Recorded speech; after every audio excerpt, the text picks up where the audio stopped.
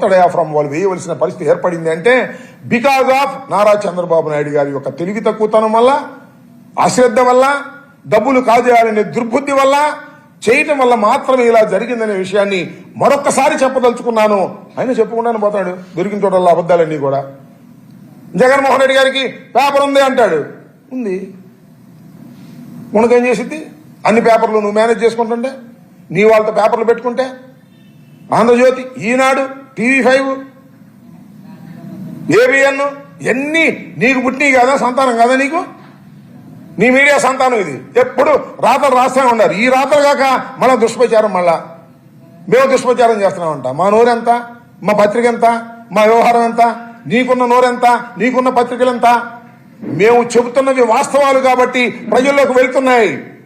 ప్రజల్లోకి వెళ్తున్నాయి కాబట్టి నీకు ప్రభ తగ్గుతా ఉంది. జగన్మోహన్ రెడ్డి గారికి ప్రభ పెరుగుతా ఉంది. సింగపూర్ వాడు చెప్పినా, దావోస్ వాడు చెప్పినా, ఏ ఇండస్ట్రియలిస్ట్ చెప్పినా గుడ్డిగా చెప్పడు, సర్వేలు చేయించుకుంటాడు. ఎలా ఉంది 15 మాసాల్లో ఈ రాష్ట్ర ప్రభుత్వం? సర్వే రిపోర్ట్ తెప్పించుకుంటాడు, చదువుకుంటాడు. ఓహో, ఈ రాష్ట్ర ప్రభుత్వం అయిపోయింది దీని పని. 15 మాసాలకే ఈ రాష్ట్ర ప్రభుత్వం పనులు చేయలేదు, దూరం అయిపోయింది ప్రజలకి, ప్రజలు వ్యతిరేకం అయిపోయారు. కాబట్టి మళ్ళా ఈ ప్రభుత్వం రాదు కాబట్టి జగన్మోహన్ రెడ్డి గారు అధికారంలోకి వస్తాడు.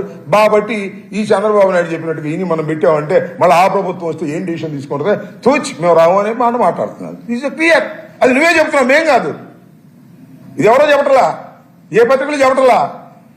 ఒక్కసారి చంద్రబాబు నాయుడు గారు ఉపన్యాసాలన్నీ పరిస్థితి అర్థమైపోద్ది.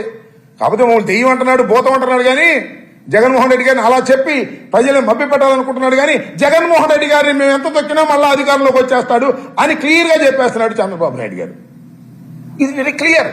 మీరు నిన్న మొత్తం ఉపన్యాసాన్ని ఆద్యాంత పరిశీలించండి. భయపడిపోతున్నాడు. మళ్ళా తిరిగి జగన్మోహన్ రెడ్డి గారు వచ్చేస్తున్నాడు, కానీ నేను పవన్ కళ్యాణ్ కలిసే ఉంటాం, నేను బీజేపీ కలిసే ఉంటాం అని చెప్పుకుంటున్నాడు.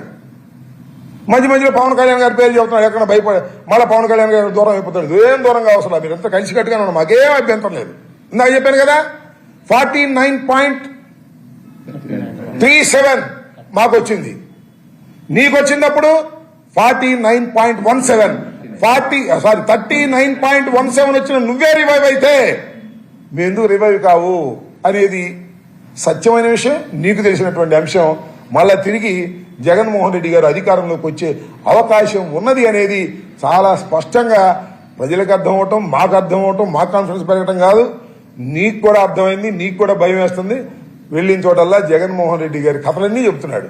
అసలు అపోజిషన్ ఉన్నవాడు ఏం చెప్పాలండి? మేము చెప్పాలి చంద్రబాబు నాయుడు గారి అవినీతి గురించి, చంద్రబాబు నాయుడు గారి గురించి మేము చెప్పుకోవాలా? పవర్లో ఉన్నవాడివి ఎన్ని చెప్పుకోవాలి? నువ్వేం చేస్తున్నావో చెప్పుకోవాలి, నీ ప్రభుత్వం ఏం చేస్తున్నావో చెప్పుకోవాలి. ఇవన్నీ మానేశాడు జగన్మోహన్ రెడ్డి గారు. దుర్మార్గుడు, అన్యాయస్తుడు, గులకరాయి, కోరికత్తి, అక్కడ ఏదో సింగయ్య టైర్ ఎక్కింది, సిబిఐ ఎంక్వైరీలో ఉందేమో మన వివేకానంద రెడ్డి గారి హత్య, ఇవన్నీ చెప్పుకొస్తున్నాడు. ఇవన్నీ ఎప్పుడు పాత కథలు కదా, నాకు అర్థం కాల. అవన్నీ ఎందుకు, నువ్వేం చేస్తున్నావు చెప్పు ప్రజలకి, అవి చెప్పలేడు.